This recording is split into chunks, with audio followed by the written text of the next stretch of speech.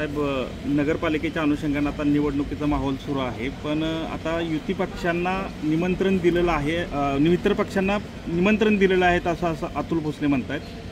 अजून प्रतिसाद मिळालेला नाही त्यांच्याकडून. कधी म्हणाले? आता कालची मुलाखत आहे आपल्याकडे.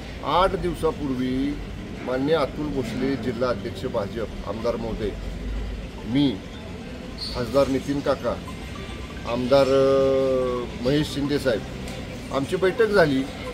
त्या बैठकीमध्ये प्राथमिक चर्चा झाली. आता त्या बैठकीला भारतीय जनता पक्षाचे 2 मान्य मंत्री महोदय जिल्ह्यातले ते नव्हते. अतुल बाबा म्हटले, मी आमच्या दोन्ही मंत्री महोदयांची वेळ घेतो आणि आपण परत बैठक ठेवू. त्यांच्याकडनं बैठकीचा निरोप आलेला नाही. असं ठरलं होतं समन्वय समितीमध्ये राज्याच्या पालकमंत्र्यांनी त्या जिल्ह्यातल्या इतर मित्र दोन्ही पक्षांना बरोबर घेऊन प्राथमिक बैठक घ्यावी, सर्व आमदार खासदारांना घेऊन. त्याप्रमाणे मी 8-10 दिवसापूर्वी बैठक साताऱ्यामध्ये घेतली, चर्चा झाली. आता अतुल बाबा जर म्हणत असतील निमंत्रण दिले, तर आता ते कोणाजवळ दिलं मला माहीत नाही, पण चर्चा तर आम्ही सुरू केली होती पालकमंत्री म्हणून. मी चर्चा सुरू झाली, पुढे जाऊ शकली नाही, एवढा विषय आहे. नाही, पण आता सध्याची भूमिका कशा पद्धतीने? भूमिका सांगितली आमची भूमिका. बैठक मीच घेतली ना पहिली. ते स्वतः बैठकीला होते, महेश शिंदे साहेब होते, खासदार नितीन काका होते, तिन्ही पक्षाचे प्रमुख नेते होते. आता त्यांचे 2 मंत्री महोदय नव्हते भारतीय जनता पक्षाचे, तर अतुल बाबा म्हटले त्या 2 मंत्री महोदयांची मी वेळ घेतो आणि परत आपण बैठक घेऊ.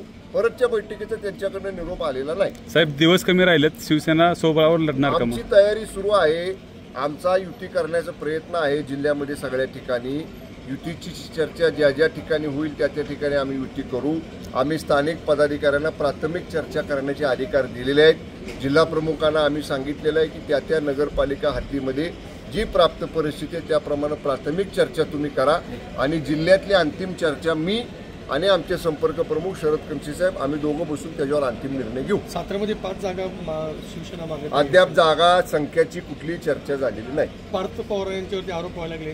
सुप्रियाताईंनी त्यांना त्यांचे दोषी आहेत म्हणून सांगतात. या बाबतीत माननीय मुख्यमंत्री जे राज्याच्या मंत्रिमंडळाचे प्रमुख आहेत त्यांनी काल भूमिका स्पष्ट केलेली आहे. याच्यात कोणालाही सोडलं जाणार नाही. याच्यात डीप इन्क्वायरी 5 वरिष्ठ अधिकाऱ्यांची नेमलेली आहे इन्क्वायरी समिती.